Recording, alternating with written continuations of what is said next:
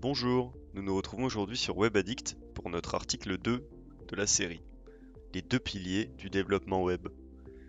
Dans cet article, nous allons aborder le HTML, puis ensuite le CSS, qui sont les deux langages de programmation de base du développement web.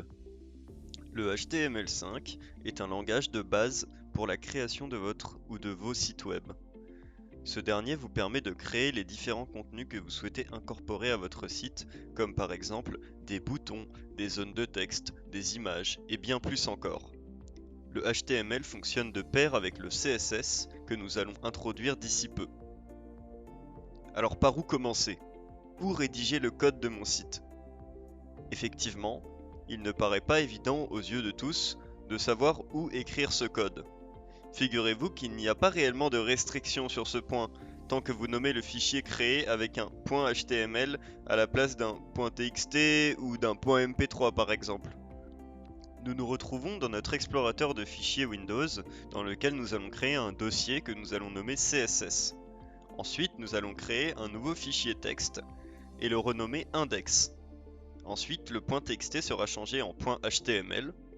Ensuite, dans le dossier CSS, nous allons créer un fichier style.css et non .txt. Nous sommes dorénavant préparés et dans les meilleures conditions pour nous lancer dans le développement de notre site internet. Cependant, coder sur le bloc-notes de votre ordinateur est loin d'être facile. C'est pour cela que je vais vous introduire tout d'abord aux éditeurs de texte adaptés pour débuter. Voici deux éditeurs de texte faciles à prendre en main. Visual Studio Code et Brackets. En complément du HTML, le CSS va vous permettre de rendre votre site beau et donc plaisant à naviguer pour vos utilisateurs. Ce dernier vous permettra par exemple de modifier la couleur, la taille ou encore la police de vos textes. Chaque div construite en HTML pourra être reliée à ses propriétés de style CSS de la façon suivante. Nous nous retrouvons dans notre éditeur de texte Visual Studio Code, dans lequel dans un premier temps nous devons relier notre fichier HTML à notre fichier CSS.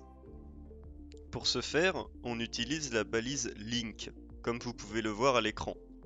Cette dernière va donner le chemin vers notre fichier style.css qui se trouve dans le dossier CSS. Une fois le fichier CSS connecté à votre HTML, vous pouvez donc donner un nom de classe à votre div. Ici, la classe test. Je vais ensuite mettre dans la div une balise P, paragraphe, dans laquelle je vais écrire par exemple bonjour. Ici, la div test pourra donc avoir des propriétés CSS de la façon suivante. Je me rends dans le fichier style.css dans lequel je vais définir les propriétés de ma classe test. Nous allons par exemple définir une couleur, n'importe laquelle. Cette couleur, ce sera la couleur de notre texte bonjour présent dans la div.